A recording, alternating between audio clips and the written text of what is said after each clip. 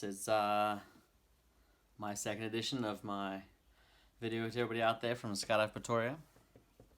And today we're going to be talking about freefall exits, freefall separations, freefall drift, and what all that entails. So typically what happens is at our Skydive Pretoria, we like to have the jumpers exit in a certain order.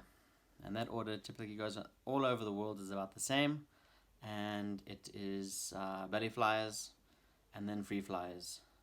And your trackers, we either put them either at first or out last, depending on either the winds, and if we have multiple tracking groups, we will obviously separate them first and last.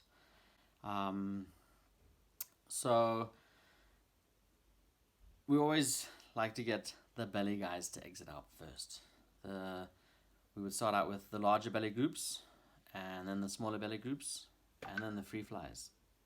So if we look at the reasons why, it would be mainly because of the drift of the belly flies as they're exiting. So what's going to happen is that when the belly flies exits, they are going to move further away from the plane faster than what happens when the free flies jump out. They are descending vertically and not getting as much drift away from the aircraft.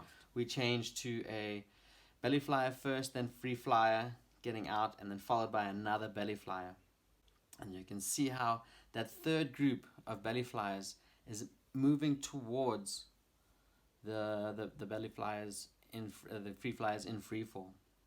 And then we put the free flyers out first, and then you put the belly flyers out afterwards, and you can see how with that drift that the belly flyers are moving over towards where the free flyers are going to be opening. So then what happens is we are having problems on opening altitudes where people are opening too close to each other. We want to stop that. We don't want people to get opening too close to each other. We want them to be as far away from each other as possible. So that's why we separate the groups from belly flying to free flying. And you also got to take in consideration the time on exit. So why do we separate? Why we have a little chart in the aircraft that shows you how much time you should be putting between the groups depending on the ground speed of the aircraft. So you can also ask the pilot, hey, Mr. Pilot, how fast is the plane flying? What is our ground speed?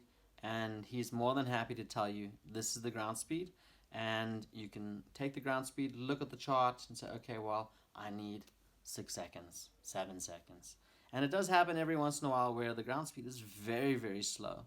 We had an occasion this year where we actually had 15 to 20 seconds between each group that was exiting, and that was 2 different bellyways. So, you're jumping out, and the second group that's following you has to really wait in the plane to look for that 45-degree angle. We want to make sure we are looking out and watching them get out and get a lot of separation from the aircraft. We don't want them to be, well, it can happen, where they jump out and they just seem to be going straight down, straight down, straight down, straight down. And then we want to make sure that we're not getting out on top of them. We want to make sure we have a nice horizontal separation between the groups. We also have trackers. So the trackers, we either going to put them out first or put them out last, right? The trackers, the reason why we're putting out first is they're not going to be tracking up jump run.